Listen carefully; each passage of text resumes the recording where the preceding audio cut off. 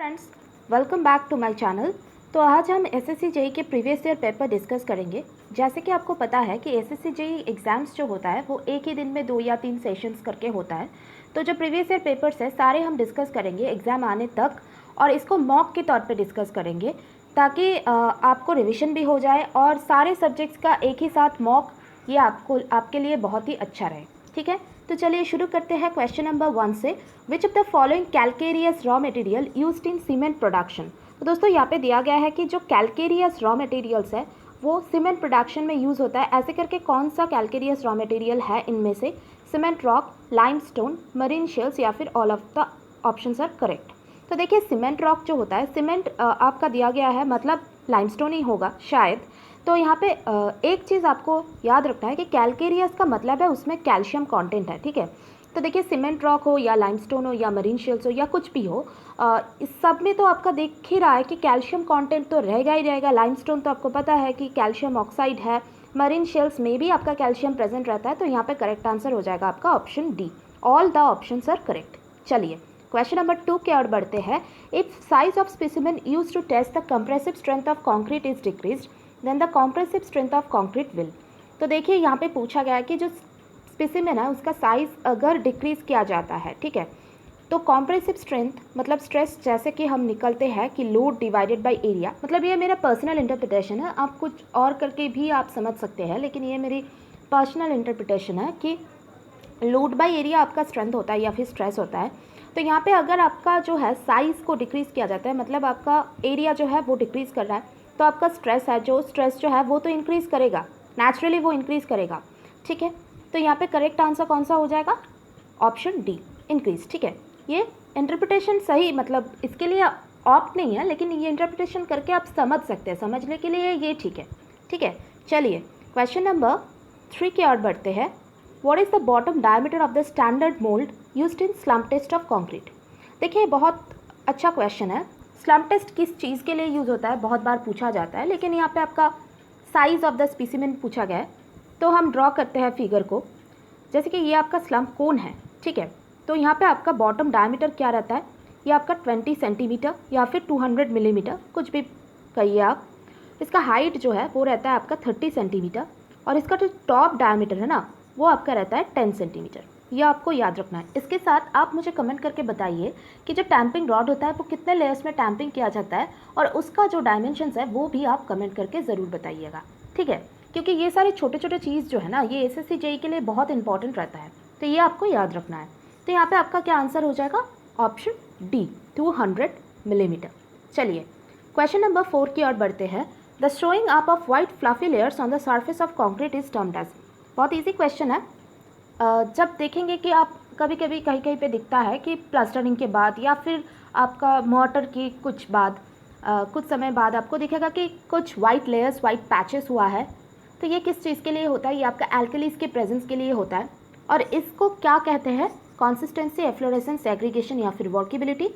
तो यहाँ पे करेक्ट आंसर हो जाएगा आपका ऑप्शन बी, एफ्लोरेसेंस। ठीक है, इसको एफ्लोरेसेंस कहते हैं। क्वेश्चन नंबर 5 की ओर बढ़ेंगे। Tempering is the process used in manufacturing of. तो दोस्तों टेम्परिंग क्या है और टेम्परिंग किस चीज़ के मैन्युफैक्चरिंग के लिए यूज़ होता है, ये आपसे पूछा गया है। ब्रिक्स, बिटुमिन, सीमेंट या फिर पेंट्स। बहुत इजी है। टेम्परिंग आपको पता है कि हमारे जो क्ले है, ब्रिक्स को बनाने के लिए जो क्ले यूज़ होता है उसको उसका जो प्रोसेस है, ब्रिक्स से आपका क्ले से ब्रिक्स बनने का जो प्रोसेस है उसका ही एक प्रोसेस है टेम्परिंग।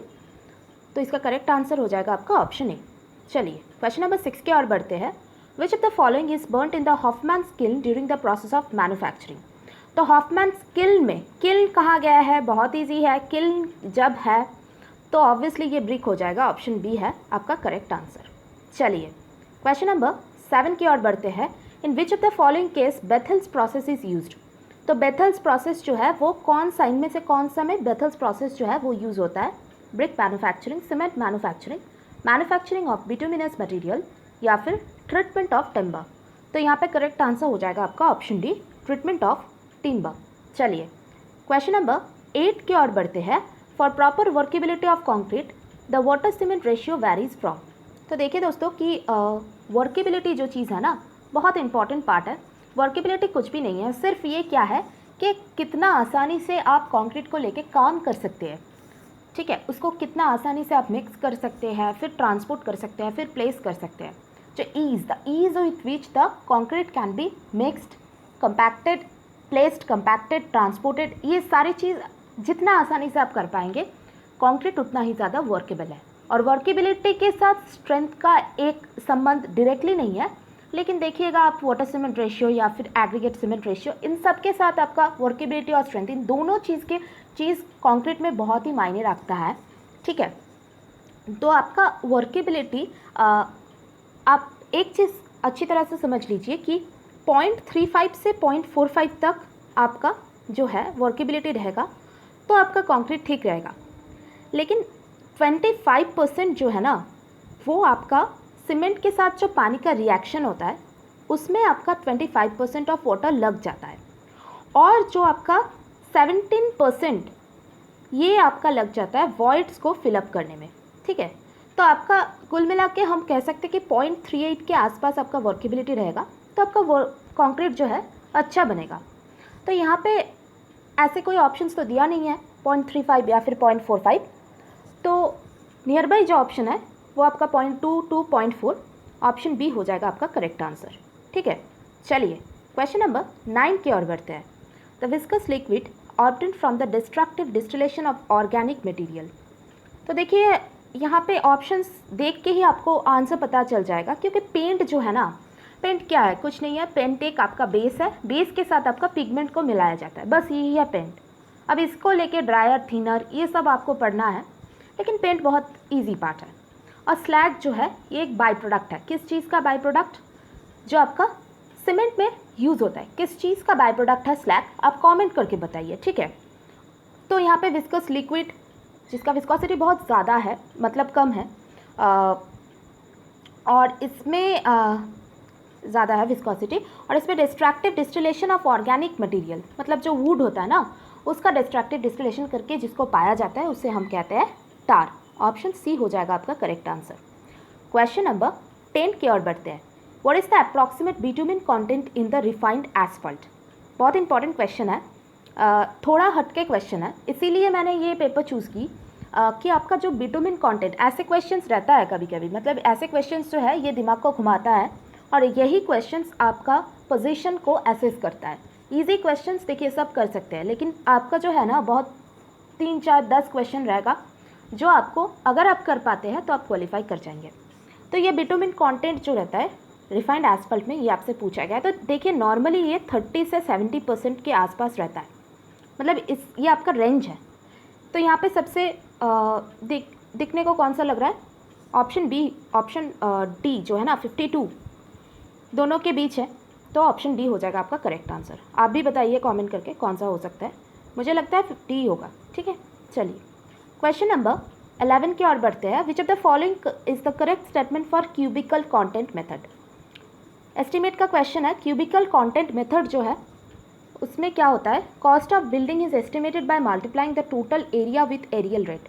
एरिया को रेट से मल्टीप्लाई करेंगे तो क्या वॉल्यूम आएगा, क्यूबिक वॉल्यूम के एक तो वॉल्यूम की बात है तो नहीं आएगा। It is based on total area of the building, ये भी कुछ ठीक नहीं लग रहा है। Less accurate as compare to plinth area estimate, नहीं, cubical content method plinth area से बहुत ज़्यादा एक्यूरेट है, ठीक है। तो यहाँ पे आपका करेक्ट आंसर हो जाएगा option D. It is best suitable for estimate of multi storey building. तो जो मल्टी स्टोरीड बिल्डिंग होता है या फिर बहुत जो आपका ज़्यादा स्टोरी रहेगा, तो आपका क्यूबिकल कंटेंट मेथड जो है वो सबसे ज़्यादा इम्पॉर्टेंट हो जाएगा, ठीक है, सबसे ज़्यादा ऑप्ट होगा। चलिए क्वेश्चन नंबर 12 की ओर बढ़ते हैं। How many bags of cement are required for 14 cubic metre of cement concrete work. तो देखिए यहाँ पे आपका सीमेंट कॉन्क्रीट वर्क पूछा गया है 1:2:4, तो इसके लिए कितना बैग सीमेंट लगेगा। तो पहले देखिए हम सीमेंट का जो रेशियो है वो 7th में 1 पार्ट है, और इसको अगर हम कवर करेंगे, मतलब इसको अगर हम राई वॉल्यूम से मल्टीप्लाई करेंगे 1.54 या फिर 1.52 कुछ भी है, मतलब 1.5 के आसपास होगा, और यहाँ पे 14 क्यूबिक मीटर है तो इसको 14 से भी मल्टीप्लाई करना है। अब बैग्स, ठीक है, फिर इसको क्या करेंगे हम, इसको हम कन्वर्ट करेंगे 1440 से मल्टीप्लाई करेंगे, और एक बैग सीमेंट का वॉल्यूम तो हमें पता है जो आपका 50 kg। तो यहाँ पे अगर आप कैलकुलेट करते हैं इसको तो आपका आंसर देखिएगा ऑप्शन सी आ जाएगा, ठीक है, 88 बैग्स ऑफ सीमेंट। चलिए क्वेश्चन नंबर 13 की ओर बढ़ते हैं। The approximate quantity kg of bending and binding the reinforcement of mild steel पर मैसन पर डे, मतलब एक मैसन एक दिन में कितना बेंडिंग या फिर बाइंडिंग रेनफोर्समेंट कितना बाइंड कर पाएगा, कितना kg रेनफोर्समेंट को, इसका एक पूछा गया है। तो यहाँ पे करेक्ट आंसर हो जाएगा आपका ऑप्शन बी 375 kg। चलिए क्वेश्चन नंबर 14 की ओर बढ़ते हैं। The knowledge of which items is necessary for the analysis of rate, तो इनमें से कौन सा चीज़ इंपॉर्टेंट है रेट एनालिसिस करने के लिए। कॉन्ट्रैक्टर्स प्रॉफिट, हाँ ये तो बहुत इंपॉर्टेंट है, कॉन्ट्रैक्टर्स प्रॉफिट तो आपको पकड़ना ही है। फिर टूल एंड प्लांट एक्सपेंडिचर, ये भी इंपॉर्टेंट है। टास्क पे लेबर इन वन डे, जी ये भी इंपॉर्टेंट है। तो यहाँ पे करेक्ट आंसर हो जाएगा आपका option D, all the options are correct. Question number 15 की ओर बढ़ते हैं। What is the unit of measurement of pointing. देखिए मेजरमेंट यूनिट आपको याद रखना है, जैसे कि आपका प्लास्टरिंग, पॉइंटिंग या फिर जो होता है वो सारे आप पढ़ लीजिएगा, क्योंकि बहुत इंपॉर्टेंट है एस्टिमेट में। मेजरमेंट यूनिट बहुत सारे एग्जाम्स में पूछा जाता है, सिर्फ एसएससी जेईई में ही नहीं। तो पॉइंटिंग के लिए जो मेजरमेंट यूनिट होता है वो आपका होता है स्क्वायर मीटर। ऑप्शन डी हो जाएगा आपका करेक्ट आंसर। चलिए क्वेश्चन नंबर 16 की ओर बढ़ते हैं। What is the nominal size of standard bricks as per Indian standards. हर एक पेपर में ये क्वेश्चन आ ही जाता है, इजी है, बहुत इजी है, पता है आपको, 19 by 9 by 9 centimetre. Option A हो जाएगा आपका करेक्ट आंसर। क्वेश्चन नंबर 17 की ओर बढ़ते हैं। The objective of creating the sinking fund is to accumulate sufficient money to. Sinking fund ये क्यों बनाया जाता है, ये आपसे पूछा गया कि सिंकिंग फंड जो है ना ये क्यों बनाया जाता है। Meet cost of construction and replacement after its useful life, pay taxes, tax pay करने के लिए सिंकिंग फंड की क्या ज़रूरत है, recover the cost of construction, construction तो आप कर रहे हैं मतलब आपका तो खर्चा तो होगा, इसमें क्या बोलने वाला बात है, सेव मनी ऑफ फ्यूचर, नहीं ऐसी कुछ बात नहीं है। तो यहाँ पे ऑप्शन ए हो जाएगा correct answer, cost construction and replacement after its useful life. End of the मतलब आप बिल्डिंग बना रहे हैं उसके जो ड्यूरेबिलिटी है, मतलब जब तक उसका जो डिज़ाइन लाइफ है ख़त्म हो जाएगा, उसके बाद जो है फंड, एक फंड मतलब आप उसको रिकवरी करना चाहते हैं, तभी आपका सिंकिंग फंड का कॉन्सेप्ट आता है। तो ऑप्शन ए हो जाएगा आपका करेक्ट आंसर। क्वेश्चन नंबर 18 के और बढ़ते हैं। Calculate the total weight kg of steel bar required for a slab 3 metre by 2 metre. एक स्लैब है 3 मीटर बाई 2 मीटर का, ठीक है। अब देखिए, if the slab is reinforced with 16 mm dia bars at the rate 250 millimetre centre to centre. ये क्या है, कुछ भी नहीं, स्पेसिंग है ना। फिर इसका लॉन्गिट्यूडिनल और ट्रांसवर्स डायरेक्शन में आपका टोटल वेट कितना स्टील लगेगा, यही पूछा गया है। तो पहले एक चीज़ करते हैं कि लॉन्ग डायरेक्शन जो है उसमें कितना आपका नंबर ऑफ बार्स हम निकल लेंगे। एल कितना है, 3 मीटर है, तो नंबर ऑफ बैग्स मतलब बार्स कितना हो जाएगा, नंबर ऑफ बार्स देखिए, number of bars equal to हो जाएगा आपका 3000 डिवाइडेड बाई 250, है ना। तो कितना आ जाएगा 12, कैलकुलेट करके देखिए 12 आ जाएगा। अब शॉर्ट डायरेक्शन में देखेंगे तो क्या देखेंगे, L is equal to 2 metre, है ना। तो नंबर ऑफ बार्स इसमें भी कैलकुलेट करते हैं, तो आपका 2000 डिवाइडेड बाई 250, हाँ मीटर से मिलीमीटर हो रहा है, so that is equal to 8। अब क्या करेंगे, अब हम weight of the bars calculate करेंगे, यही तो पूछा है ना weight. So weight equal to area से मल्टीप्लाई करना है, तो कितना बार्स है, 8 बार्स है, कम ही लेते हैं 8 बार्स।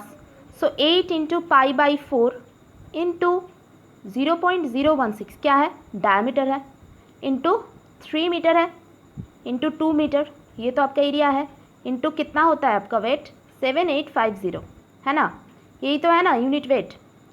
तो इसको कैलकुलेट करेंगे अगर, तो आपका आंसर आ जाएगा 75.76, ऐसे कुछ आ रहा था मेरी आंसर, आप कैलकुलेट करके देखिए। तो यहाँ पे देख ही रहे, ऑप्शन बी हो जाएगा आपका करेक्ट आंसर। चलिए क्वेश्चन नंबर 19 के और बढ़ते हैं। Which of the following person functions as an arbitrator in public works department. तो आर्बिट्रेशन क्या है, ये आप पढ़ लीजिएगा, आर्बिट्रेशन जो रहता है आपका एस्टिमेट में, बहुत इंपॉर्टेंट पार्ट है। तो पब्लिक वर्क डिपार्टमेंट्स में आर्बिट्रेटर का काम कौन करता है, यही आपसे पूछा गया है। तो इसका करेक्ट आंसर हो जाएगा आपका ऑप्शन सी, सुपरिंटेंडिंग इंजीनियर, क्योंकि ये सबसे ऊपर पोस्ट में रहता है और इसका पोस्ट सबसे ऊंचा है, तो यही आर्बिट्रेटर का काम करता है। मतलब जूनियर इंजीनियर, उसके ऊपर असिस्टेंट, और फिर उसके बाद आपका आता है एग्जीक्यूटिव, और एग्जीक्यूटिव को कंट्रोल करते हैं आपका जो है ना तो ऐसे करके आप देखिएगा कि आर्बिट्रेटर जो है वो सुपरिंटेंडिंग इंजीनियर हो जाएगा। चलिए क्वेश्चन नंबर 20 क्या कहते हैं देख लेते हैं। Calculate the volume cubic metre of earth work in an embankment of length 15 metre, the top width of the embankment is 5 metre, depth is 3 metre, side slope is 1.5:1।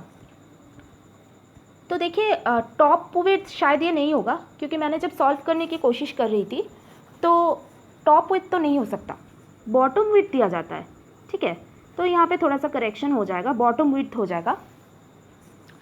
तो 5 मीटर वाला embankment है, depth है 3 metre, side slope 1.5:1 है, ठीक है।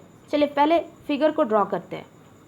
ये embankment है, यहाँ पे क्या है 3 मीटर वाला डेप्थ है, नीचे वाला 5 मीटर पकड़ के आप पहले कैलकुलेट करके मैंने देखी थी तो आंसर आपका आ गया था।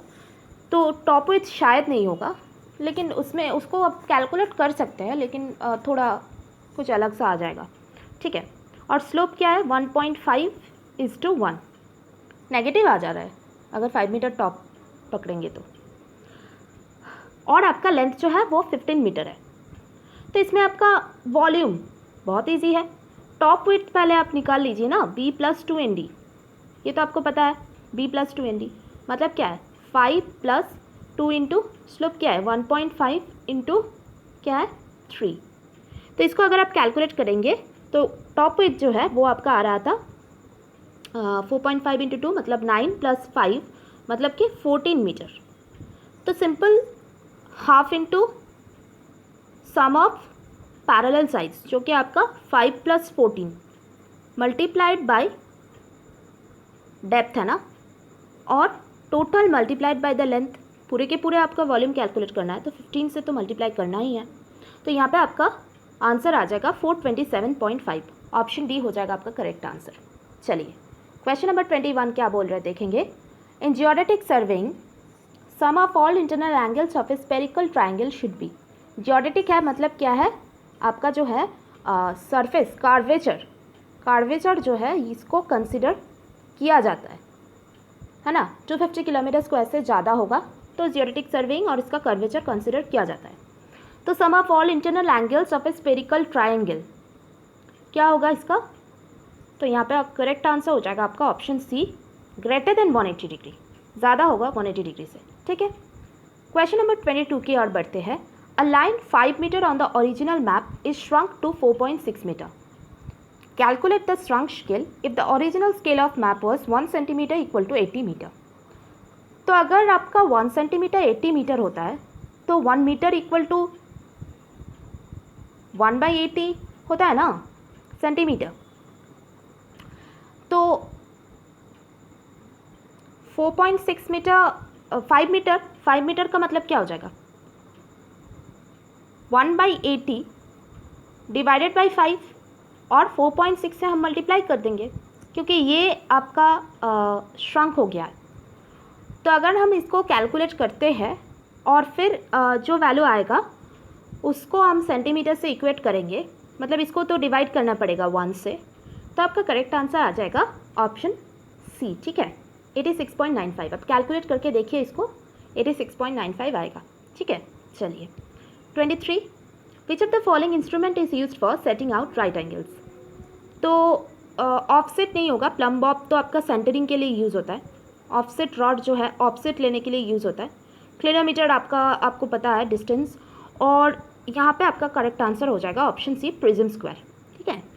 बहुत सारे ऑप्शंस और दो जो चीज़ से आप राइट एंगल सेट आउट कर सकते हैं वो आपका है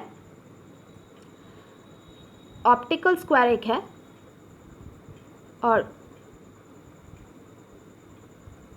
ये आप कमेंट करके बताइए, एक मैंने अमिट कर दिया है, आप कमेंट करके बताइए, ठीक है।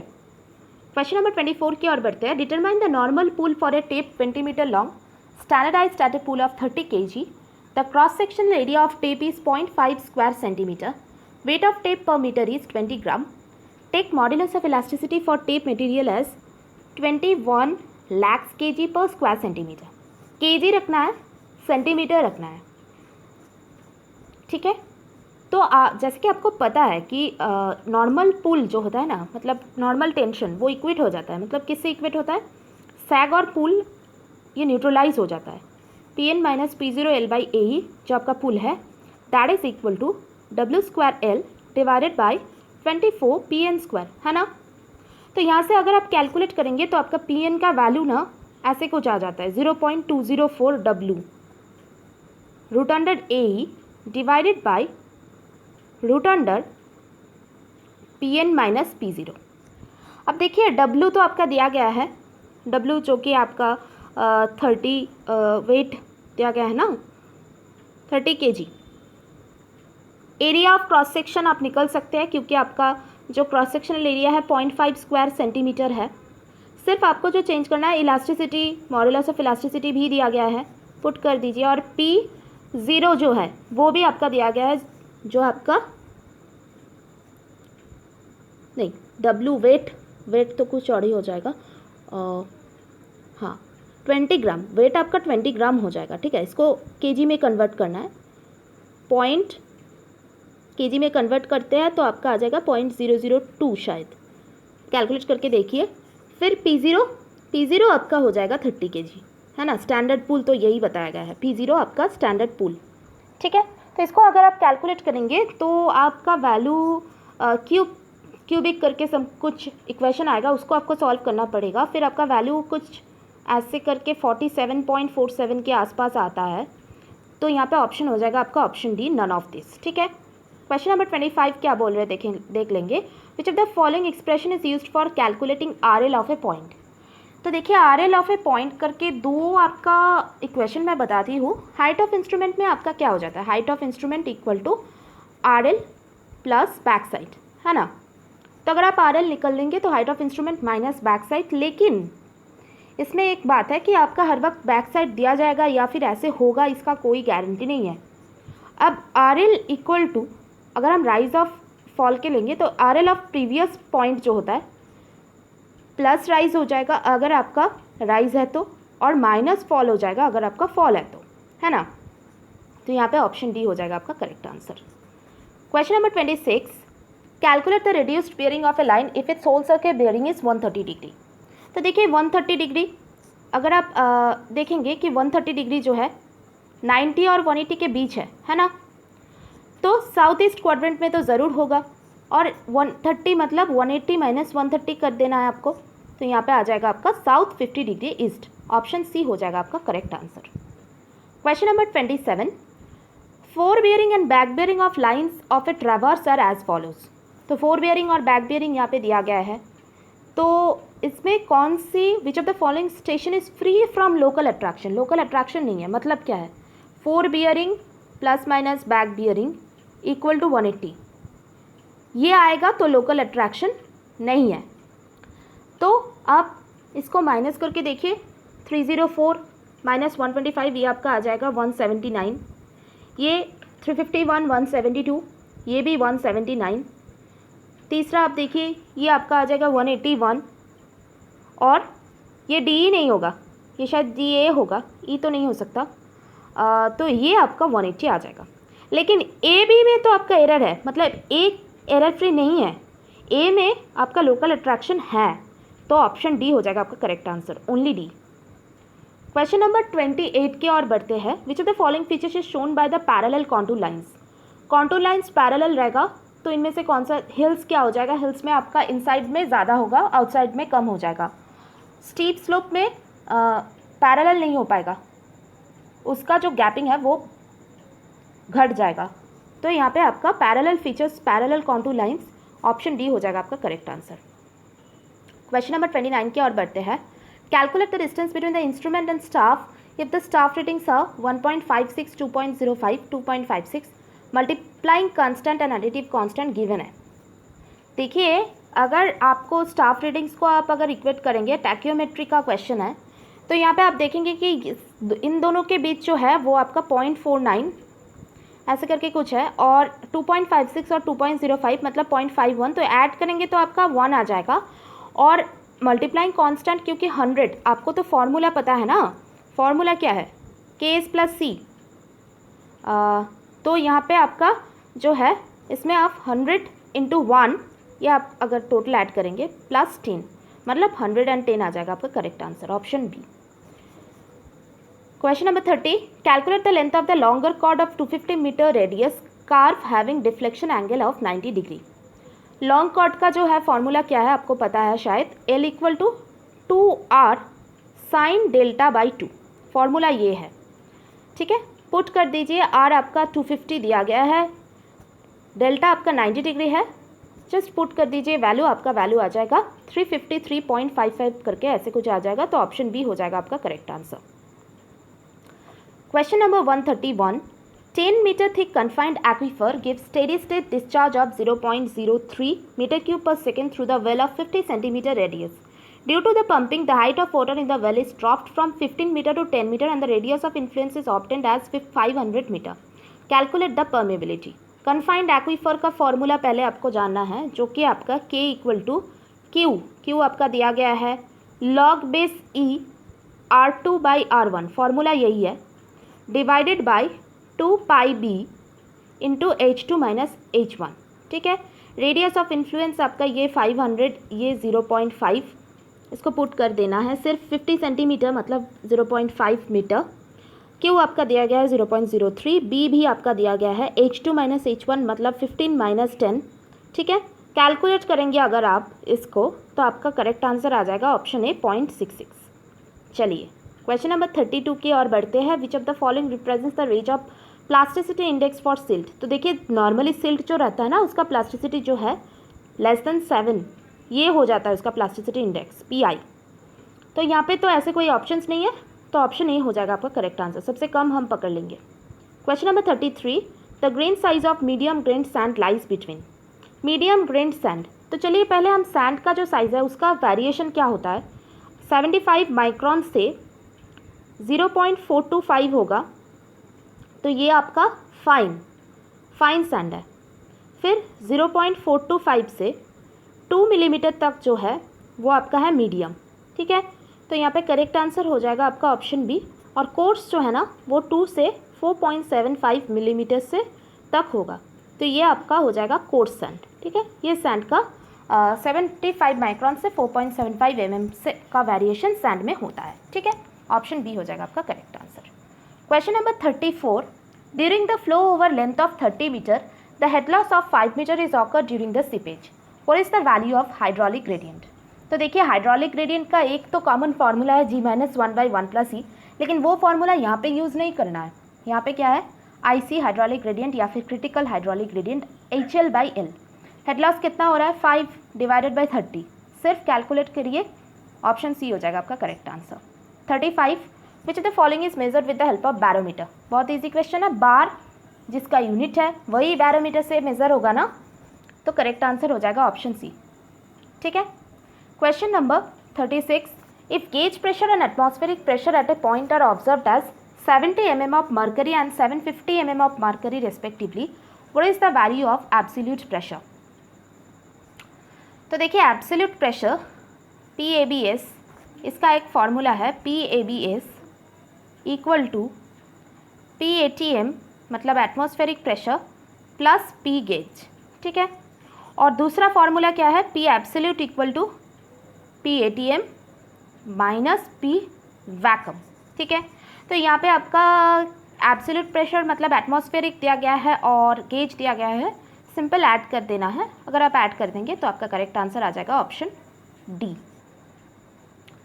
Question number 37, the rise of mercury in barometer is indicated as 80 mm, what is the atmospheric pressure at that point. तो राइज पूछा गया है बैरोमीटर में 80 mm, तो सिंपल आपका जो है P इक्वल टू ρGH वाला फार्मूला लगाइए। तो यहाँ पे क्या आ जाएगा, मर्करी है तो रो क्या होगा 13600 इंटू 9.81, और mm है लेकिन यहाँ पे आपका निकालना है मीटर में, तो इंटू 80 इंटू 10⁻³ कैलकुलेट करेंगे और इसको किलोन्यूटन मतलब 1000 से डिवाइड भी कर देना है, तो कैलकुलेट करेंगे तो आपका करेक्ट आंसर आ जाएगा ऑप्शन सी 10.696 करके ऐसा कुछ आता है, तो ऑप्शन सी हो जाएगा आपका correct answer. Question number 38. What is transported on a level road in cylindrical container of diameter 0.5 meter and height 0.8 meter? Maximum acceleration of vehicle is 5 meters per second. Initial allowable height of water in centimeter if there is no spill. तो देखिए कैसे करते हैं। tan theta जो है इसका एक formula करके है, जैसे कि tan थीटा, जैसे कि यहाँ पे होगा तो एंगल जो बनेगा वो आपका theta, tan theta equal to ax by g plus ax, ठीक है। तो g आपको पता है ए जेड करके कुछ होगा, तो यहाँ पे 5 डिवाइडेड बाई 9.81 प्लस z तो आपका 0 है क्योंकि वर्टिकल एक्सीलरेशन नहीं हो रहा है, सिर्फ हॉराइजेंटल एक्सीलरेशन हो रहा है। तो यहाँ पे आपका कुछ वैल्यूज़ आएगा 0.5096 करके। इसको अगर आप हाफ द हाइट से मल्टीप्लाई करेंगे मतलब 0.5 डिवाइडेड बाई 2, क्योंकि ये हाफ हाइट तक आता है, तो यहाँ पे आपका आ जाएगा 0.127। अब स्पिल ना होने की वजह से आपका इससे कम रहना है, तो 0.8 माइनस 0.127 अगर आप करेंगे तो आपका वैल्यू कुछ 60.673 करके कुछ आ जाता है। तो उसको सेंटीमीटर में कन्वर्ट करेंगे तो आपका 67.3 सेंटीमीटर आंसर आ जाएगा। ऑप्शन बी हो जाएगा आपका correct answer. Question number 39. For flow the velocity field and variation in density is given as. तो वेलोसिटी वेक्टर करके इसका कैलकुलेशन आपको करना है। एक चीज़ पकड़ के आप कैलकुलेट करेंगे मास कंजर्वेशन ऑफ मास करके, तो आपका लैम्डा जो है वो वैल्यू आ जाएगा आपका -11। ऑप्शन ए हो जाएगा आपका करेक्ट आंसर। ये आप खुद सॉल्व कीजिए, अगर नहीं होता तो कमेंट में पूछिए, हम बता देंगे। Question number 40. A circular pipe of diameter 0.5 meter carries the discharge 50 liters per second. Head loss due to friction on pipe is 0.15 meter and friction factor is 0.01. What is the length of the pipe? तो देखिए length कैसे calculate किया जाता है। Length का formula अगर आप एक फार्मूला से दूसरा फार्मूला, जो आपका डार्सिस वेस्बैक इक्वेशन है, उसमें अगर आप Q इक्वल टू AV में Q बाई ए पुट कर देंगे, V जो है ना उसमें Q बाई ए सिर्फ पुट कर देंगे तो आपका कुछ ऐसे आ जाएगा 4FL_V² करके ऐसे आता है ना, तो 16FL और Q² आ जाएगा divided by 2GD to the power 5 और नीचे आपका एक पाई आ जाएगा। तो यहाँ पे अगर आप पुट करेंगे सारे वैल्यूज़ को तो आप देखेंगे कि आपका करेक्ट आंसर 2269.23 मीटर ऐसे कुछ आ रहा है। 2269.23 मीटर। आप सिर्फ वैल्यूज़ को पुट कर दीजिए। F आपको पता है, L पता है, Q भी पता है, D पता है और G और पाई तो आपको पता ही है। जस्ट पुट कर दीजिएगा तो आपका करेक्ट आंसर आ जाएगा 2269। तो ऑप्शन डी हो जाएगा आपका correct answer. Question number 41. A siphon is used at point A to draw the water from large reservoir and discharge it to a point B at an atmospheric pressure. If the elevation difference of point A and B is 10 meter, what is the velocity at point B? तो बहुत easy है। Velocity का simple formula अगर आप put करेंगे V equal to √2GH, ठीक है। तो हाइट आपका बता दिया गया है कि 10 मीटर, सिंपल पुट कर दीजिए √2 इंटू 9.81 इंटू 10, ठीक है। तो इसको कैलकुलेट करेंगे तो आपका ऑप्शन बी आ जाएगा करेक्ट आंसर। टू के और बढ़ते हैं। If two exactly same pumps are running at the same speed and lift the water at the head of 20 metre and 30 metre respectively, what is the diameter of impeller of second pump if the diameter of impeller of first pump is 500 mm? तो देखिए यहाँ पे क्या हो रहा है कि आपका जो है वेलोसिटी क्या है, पाई dn/60 है ना, that is equal to √2GH। इसका मतलब क्या है कि d वैरीज एज √h, यानी कि d² वैरीज एज h। तो अगर हम यहाँ से ऐसे बनाते हैं कि d1² by d2² equal to h1/h2, तो आपको d1 पता है जो आपका 500 mm दिया गया है, तो इसको मीटर में कन्वर्ट कर लीजिए। h1 आपका है कितना, h1 है आपका 20 मीटर और h2 है 30। तो इसको अगर आप पुट करके d2 कैलकुलेट करेंगे तो आपका वैल्यू जो है वो आ जाएगा आपका 612.37 करके ऐसे कुछ आएगा। तो ऑप्शन सी हो जाएगा आपका करेक्ट आंसर। क्वेश्चन नंबर 43 के और बढ़ते हैं। The bulk modulus of fluid is given by 25 GPa। What is the compressibility of that fluid?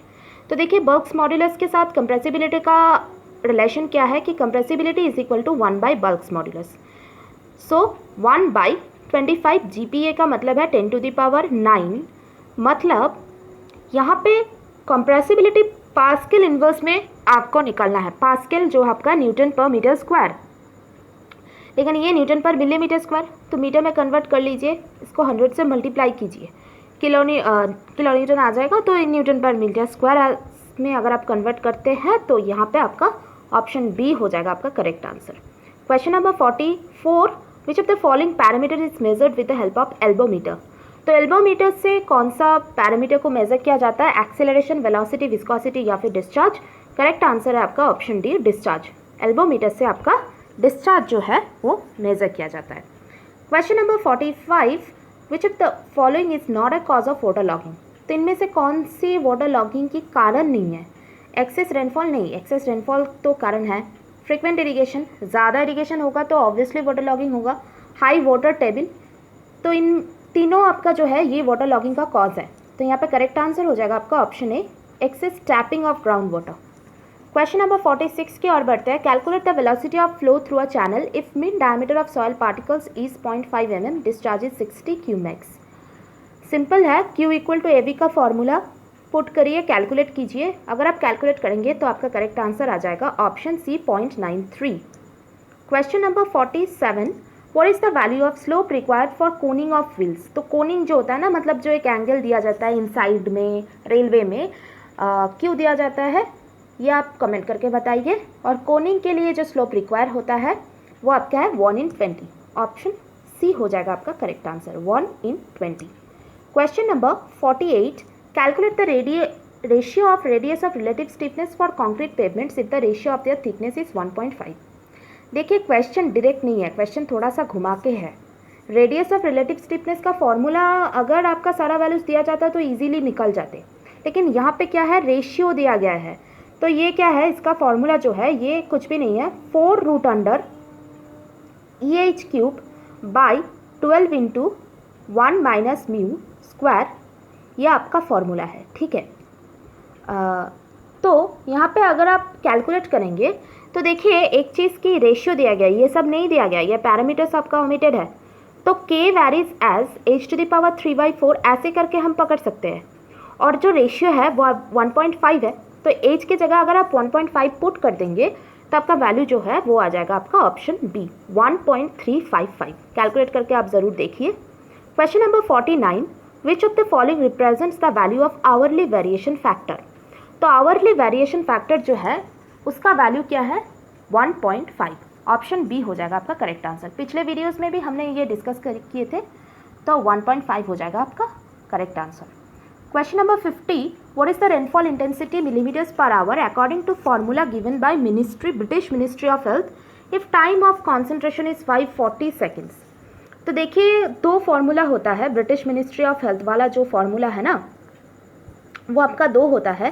तो हम देखेंगे दो फार्मूलाज क्या है, जैसे कि intensity of rainfall I equal to 760 divided by T+10 if time of concentration is 5 to 20 minutes. अगर 5 से 20 मिनट तक का होगा तो ये फार्मूला यूज़ हो जाएगा, जहाँ पे T आपका टाइम ऑफ कॉन्सेंट्रेशन है, और अगर 20 से 100 तक होगा टाइम ऑफ कॉन्सेंट्रेशन मिनट्स में, ऑब्वियसली ये मिनट्स में है तो फार्मूला हो जाएगा ये वाला, ठीक है।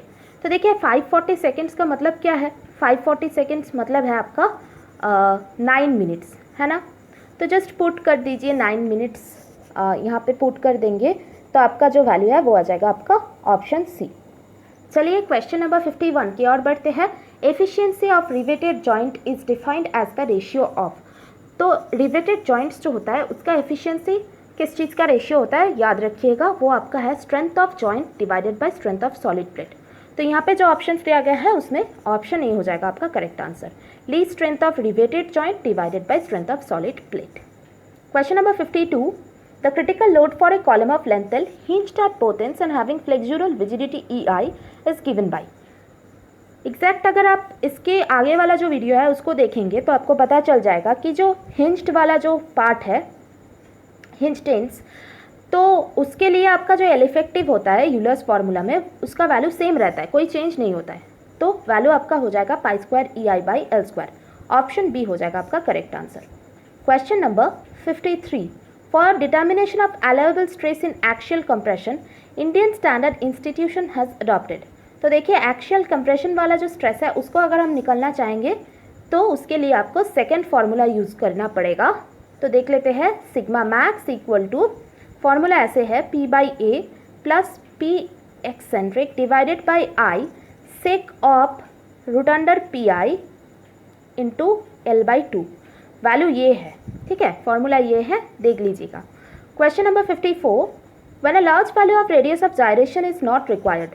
तो जब large value radius of gyration का कब कंसिडर नहीं किया जाता या फिर नहीं, उसका कोई इंपॉर्टेंस नहीं है। Channels place back to back, channel flanges kept inward, channel flanges kept outward, या फिर नन ऑफ दिस। तो यहाँ पे करेक्ट आंसर हो जाएगा आपका option B, channel flange kept inward. Option B हो जाएगा आपका correct answer. Question number 55, perforated cover plates are particularly suitable for built up section consisting of. तो इनमें से कौन से सेक्शन में आपका कवर प्लेट्स जो होता है परफोरेटेड वाला वो यूज़ होता है। तो यहाँ पे करेक्ट आंसर हो जाएगा आपका option C, 4 angles box section. 4 angles box section में आपका परफोरेटेड कवर प्लेट्स जो है वो यूज़ होता है। क्वेश्चन नंबर 56 के और बढ़ेंगे। In grillage footing maximum shear force occurs at. तो देखिए दोनों चीज़ होता है, एक मैक्सिमम शियर फोर्स और एक मैक्सिमम बेंडिंग मोमेंट। तो देखिए मैक्सिमम शियर फोर्स जो है ना वो आपका हो जाता है एज ऑफ बेस प्लेट में हो जाता है। तो यहाँ पे देखिए, यहाँ पे तो नहीं दिया गया है।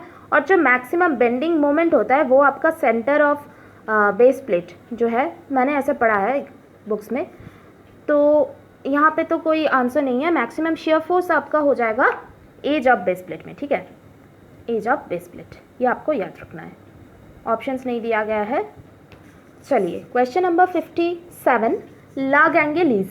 तो लैग एंगल क्या है दोस्तों? लैग एंगल क्या है? ये आपका रिड्यूसेस लेंथ ऑफ कनेक्शन, जो लेंथ वाला कनेक्शन का जो लेंथ है उसको रिड्यूस करते हैं लैग एंगल। लैग एंगल का फंक्शन यही है, कनेक्शन लेंथ को रिड्यूस करते हैं। तो लैग एंगल जो है ना दोस्तों वो आपका सिंगल एंगल मेंबर में भी यूज़ होता है, डबल एंगल में भी यूज़ होता है, चैनल में भी यूज़ होता है। तो ऑप्शन डी हो जाएगा आपका correct answer. Question number 58, with usual notations of the letters shear stress at any point of cross section is given by। shear stress बहुत इंपॉर्टेंट है। shear stress का फॉर्मूला जो है वो हो जाएगा आपका Fs equal to FQ by IT। Question number 59, a simply supported beam carrying a central load will be safe in deflection if ratio of span to depth is। तो ये IS 456 में बहुत बार दिया गया है और ये बहुत इंपॉर्टेंट भी है। तो कैंटिलीवर के लिए आपका जो स्पैन बाय डेप्थ है उसका वैल्यू है आपका 7, सिंपली सपोर्टेड बीम के लिए आपका वैल्यू है 20 और कंटिन्यूअस बीम के लिए आपका वैल्यू जो है वो है आपका 27। तो देखिए यहाँ पे तो 20 कहीं पे नहीं दिया नहीं गया है, 19 करके कुछ बोला गया है। तो ऑप्शन डी हो जाएगा आपका correct answer. Question number 60, rise of jack arch is keeped about. तो देखिए जनरली जो राइज ऑफ जैकार्च वो 1/12 दिया जाता है। तो यहाँ पे option D 1/8 to 1/12, option D हो जाएगा आपका करेक्ट आंसर। चलिए question number 61, separation of coarse aggregate. यहाँ पे कोर्स का जो है COARAC, coarse aggregate from mortar during transportation is known as. तो देखिए कोर्स एग्रीगेट अगर मोटर से अलग हो जाएगा, सीमेंट और जो मतलब सीमेंट बालू जो होता है और जो आपका वाटर होता है उससे अलग हो जाएगा कोर्स एग्रीगेट से, तो उसे हम सेग्रीगेशन कहते हैं। ऑप्शन सी सेग्रीगेशन कहते हैं उसे, ठीक है। और अगर पानी अलग हो जाएगा, वाटर अलग हो जाएगा, तो उसे हम क्या कहते हैं? ब्लीडिंग, है ना।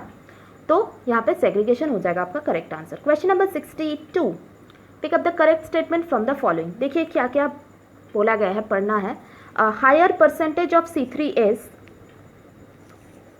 And low percentage of C2S causes rapid hardening. हाँ, ये आपका RHC वाला फंडा है, मतलब रैपिड हार्डनिंग सीमेंट का जो फंडा है यही बोला गया है।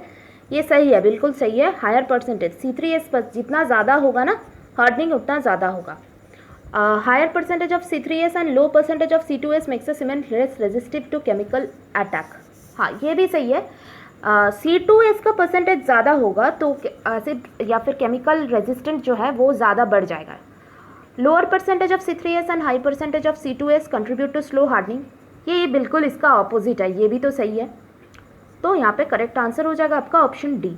Question number 63, water cement ratio is, हाँ बहुत इंपॉर्टेंट है, वॉल्यूम से नहीं वेट से नापा जाता है, तो ऑप्शन बी हो जाएगा आपका करेक्ट आंसर। याद रखिएगा बाय वेट, हमेशा याद रखना है water to cement by wait.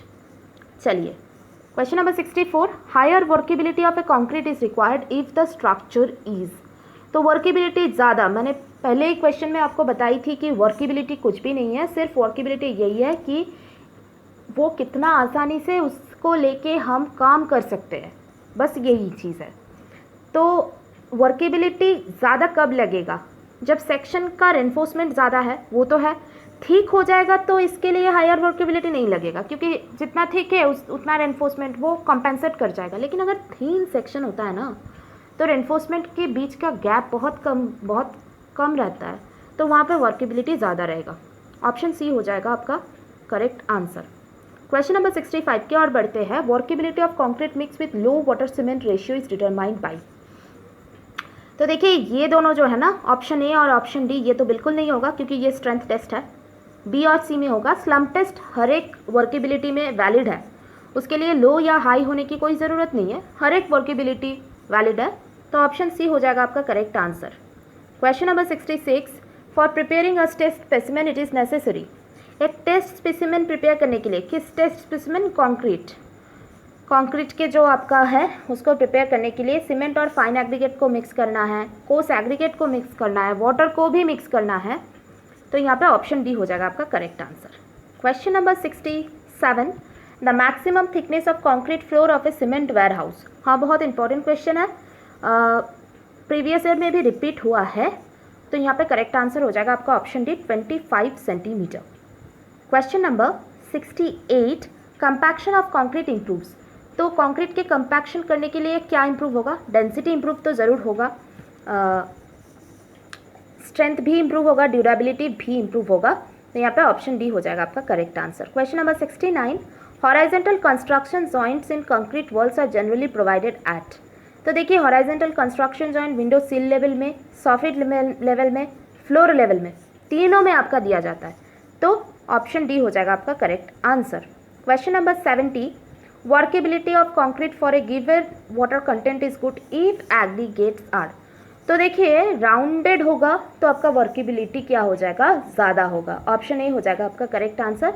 Irregular बिल्कुल भी हमें नहीं चाहिए कंक्रीट में, एंगुलर हो जाएगा तो वर्केबिलिटी ना डिक्रीज करेगा, और फ्लेकी तो हमें नहीं चाहिए, ऑप्शन ए हो जाएगा आपका correct answer. Question number 71, if grading curve is horizontal between the portion of 20 mm IA sieve and 4.75 mm IA sieve, the graded aggregate, मतलब क्या है, हॉराइजेंटल है मतलब क्या है, ये एब्सेंट है, ये पोर्शन जो है इसका कोई, इस साइज़ का कोई भी आपका एग्रीगेट प्रेजेंट नहीं है, तो यहाँ पे 20 mm नहीं रहेगा, 4.75 भी नहीं रहेगा, और इसका बीच का कोई भी साइज़ प्रेजेंट नहीं है, तो ऑप्शन डी हो जाएगा आपका correct answer.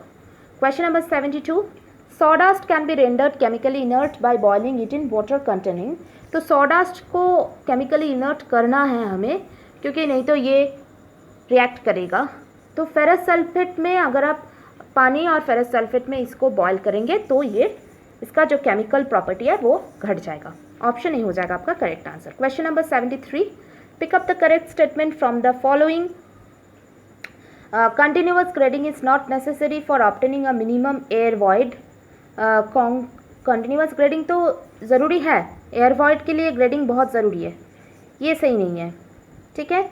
omission of certain size of aggregates is shown by a straight horizontal line on the grading curve, अभी के अभी हमने पिछले जो क्वेश्चन है उसमें किया, ऑप्शन बी आपका करेक्ट है। ऑप्शन सी देख लेते हैं जस्ट फॉर चेकिंग, डी तो नहीं होगा क्योंकि ए नहीं है। omission of certain size of aggregate increases workability but also increases the liability, नहीं ऐसे कुछ बात नहीं है कि वर्केबिलिटी ज़्यादा हो जाएगा, लेकिन इसका तो मतलब हमें तो एक अच्छा कॉन्क्रीट चाहिए ना, हम एग्रीगेट को ओमिट कैसे कर सकते हैं, वेल ग्रेडेड चाहिए हमें।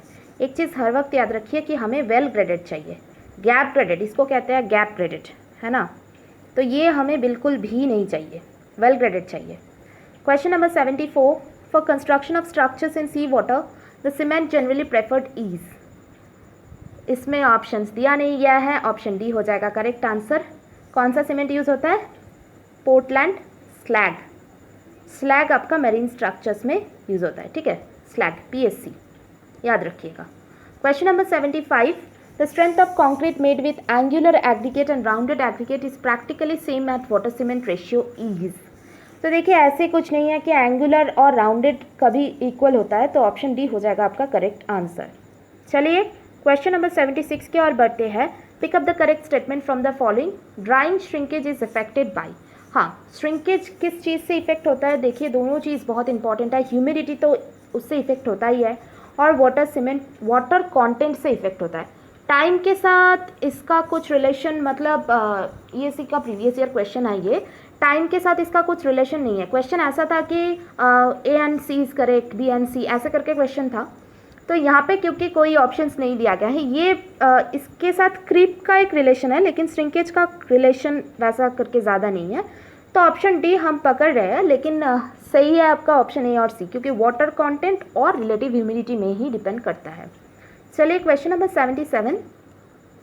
The compound constituent of cement abbreviated by C3A। अरे इतना भी आसान क्वेश्चन नहीं होना चाहिए, है ना। C3A हमें पता है, tri calcium aluminate. Option B हो जाएगा आपका करेक्ट आंसर। सिलिकेट क्या है? Tri calcium silicate. C3S dicalcium C2S, C4AF tri calcium aluminium ferrite. देख के ही पता चलता है। चलिए question number 78। Deleterious substance in aggregates are undesirable because. Deleterious है तो डिलीट करना पड़ेगा। Affect the strength, workability and long term performance of concrete. हाँ, इसको तो अफेक्ट करता है। Having intrinsic weakness, softness, fineness. हाँ, interfere with chemical reaction of hydration, ये भी सही है। तो ऑप्शन डी हो जाएगा आपका करेक्ट आंसर। चलिए question number 79। If modular ratio is m, steel ratio is r and overall depth of beam is t, depth of critical neutral axis of the beam. तो क्रिटिकल न्यूट्रल एक्सिस का formula आप याद रखिए, सिर्फ m/m+r into D. Option B हो जाएगा आपका correct answer. चलिए question number 80। According to steel beam theory of doubly reinforced beam. तो स्टील बीम थ्योरी के अनुसार टेंशन जो है, टेंशन स्टील रेजिस्ट करता है, कंप्रेशन स्टील रेजिस्ट करता है, क्योंकि ये स्टील बीम थ्योरी है। नॉर्मली में क्या होता है, कंप्रेशन जो है वो कौन रेजिस्ट करता है? कंक्रीट। लेकिन यहाँ पे ये नहीं होता है, यहाँ पे आपका कंप्रेशन स्टील रेजिस्ट करता है। ठीक है, stress in tension steel equals to stress in compression steel, ये भी सही है। ऑप्शन डी हो जाएगा आपका correct answer. Question number 81। If SB is the average bond stress on a bar of diameter D subjected to maximum stress T, length of embedment. कुछ नहीं है, ये डेवलपमेंट लेंथ है। सिंपल है, डेवलपमेंट लेंथ का फॉर्मूला आपको पता है क्या है? 5 सिग्मा S/4 टाउ BD, है ना। यही तो था ना क्वेश्चन। तो टाउ यहाँ पे S दिया गया है, तो ऑप्शन डी हो जाएगा आपका करेक्ट आंसर। चलिए question number 82। Stress developed in concrete and steel is reinforced beam 25 centimetre width, 70 centimetre depth, 62.5 kg पर सेंटीमीटर स्क्वायर और 250 kg पर सेंटीमीटर स्क्वायर। मॉड्यूलर रेशियो दिया गया है, depth of neutral axis. Simple formula है m sigma CBC divided by sigma ST equal to NC by D minus NC। Values put कर दीजिए। यहाँ पे 62.5, यहाँ पे आपका 250, M 15, D पता है आपको, जो आपका 0.7 है। कैलकुलेट करेंगे तो वैल्यू कुछ ऐसे आएगा 59.15 करके, जो ऑप्शंस में नहीं है, तो ऑप्शन डी हो जाएगा आपका correct answer. Question number 83। A T beam behaves as a rectangular beam of width equal to its flange if its neutral axis. ये क्वेश्चन हमने पिछले वीडियोस में भी हमने किया था, देख लीजिएगा। तो यहाँ पे करेक्ट आंसर हो जाएगा आपका option A, remains with in the flange. चलिए क्वेश्चन नंबर 84 की ओर बढ़ते हैं।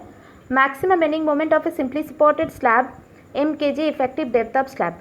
तो यहाँ पे m जो है वो आपका मोमेंट रेजिस्टिंग फैक्टर है, लेकिन यहाँ पे वो ऑप्शन नहीं दिया गया है। ऑप्शन डी हो जाएगा आपका करेक्ट आंसर। एक्चुअली जो है ना फॉर्मूला, ऑप्शन डी हो जाएगा आपका करेक्ट आंसर। फॉर्मूला क्या है? Formula root under BM divided by 100Q, ये फॉर्मूला है। ठीक है, याद रखना है। Question number 85। The percentage of minimum reinforcement mild steel should of cross sectional area of the slab. हाँ, ये तो आपको पता है 0.12%, यानी कि 0.00। ये आपका HYSD के लिए है, पिछले वीडियोस में भी हमने किया था। और 0.15% जो है वो आपका माइल स्टील के लिए है। ठीक है, ये आप याद रखिए। ठीक है, चलिए question number 86। In a combined footing if shear stress does not exceed 5 kg per centimeter square, nominal stirrups provided are। हाँ, तो देखिए अगर एक्सीड नहीं करेगा 5 kg पर सेंटीमीटर स्क्वायर तो आपका 8 लेगेड स्टीरअप्स यूज़ हो जाएगा। एक्सीड करेगा तो आपका 12 लेगेड होगा। ठीक है, ऑप्शन बी हो जाएगा आपका करेक्ट आंसर।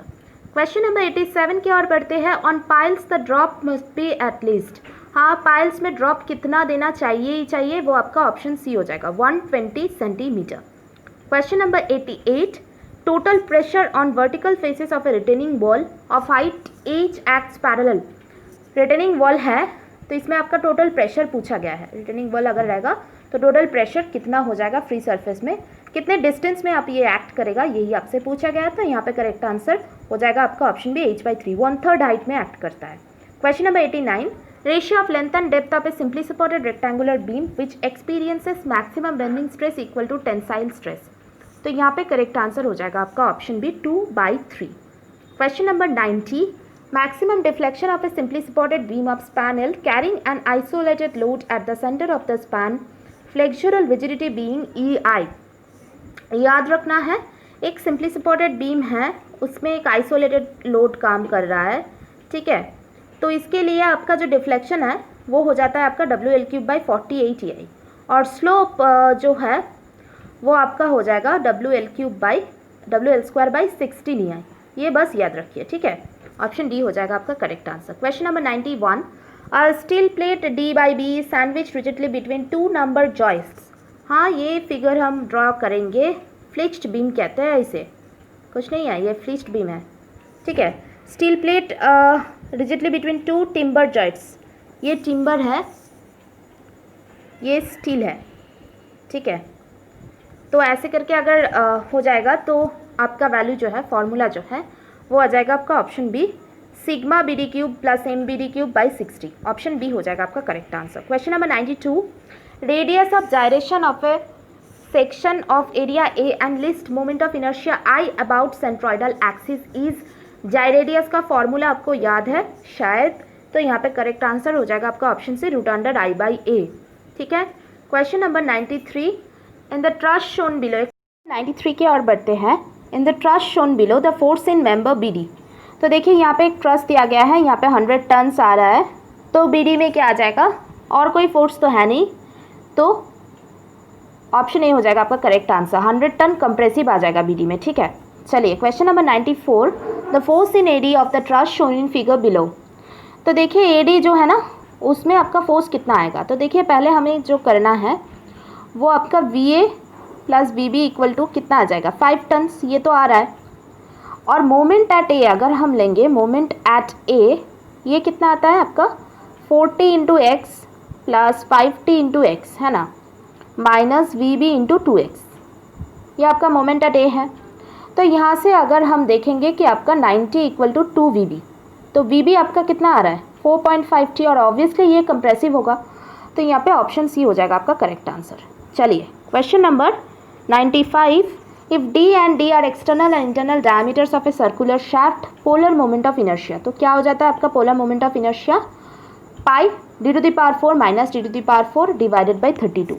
ऑप्शन डी हो जाएगा आपका correct answer. Question number 96, pick up the correct statement from the following. A wire wound in spiral form is called helical spring. हाँ, बिल्कुल सही है, यही है आपका helical spring. Pitch of close coil spring is very small. जी, pitch बहुत कम होता है। Angle made by coil with horizontal is called angle of helix, ये भी सही है, तो ऑप्शन डी हो जाएगा आपका correct answer. Question number 97, if Q is the load factor, S is the shape factor and F is the factor of safety in elastic design, तो इनमें से कौन सा मतलब इक्वेशन हो जाएगा। तो देखिए एक चीज़ है जो आपका है load factor = shape factor × factor of safety. Option D हो जाएगा आपका correct answer. Question number 98, a 2-hinged parabolic arch of span L and rise H carries a load varying from 0 at left end to W per unit run at right end, horizontal thrust।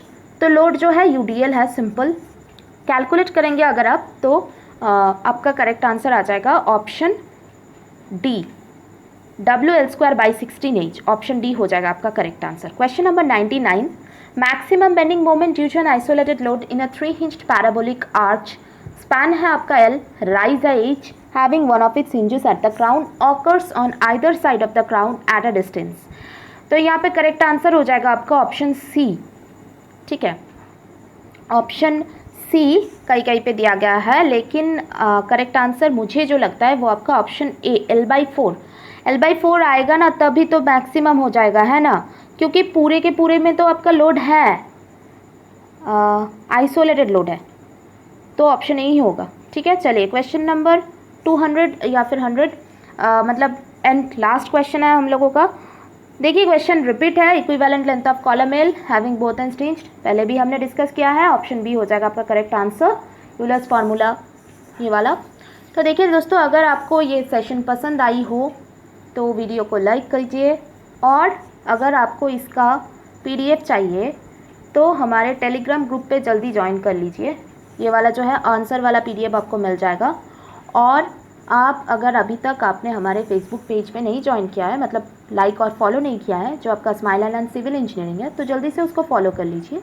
और Facebook group जो है civil engineering discussion forum, उसमें join कीजिए, उसमें बहुत सारे discussions होते रहते हैं। आप भी कुछ अगर पोस्ट करना चाहेंगे तो पोस्ट कर सकते हैं, आपकी दोस्तों में भी आप शेयर कीजिए। और पुराने जो है वीडियोस या फिर आगे में जो वीडियोस आएंगे उसको देखने के लिए चैनल को सब्सक्राइब कीजिए और पास के बेल आइकन को प्रेस करके ऑल कर दीजिए, ताकि जो लेटेस्ट वीडियोस जो बाद में आएंगे वो आपको पहले मिल सके। चलिए, थैंक यू।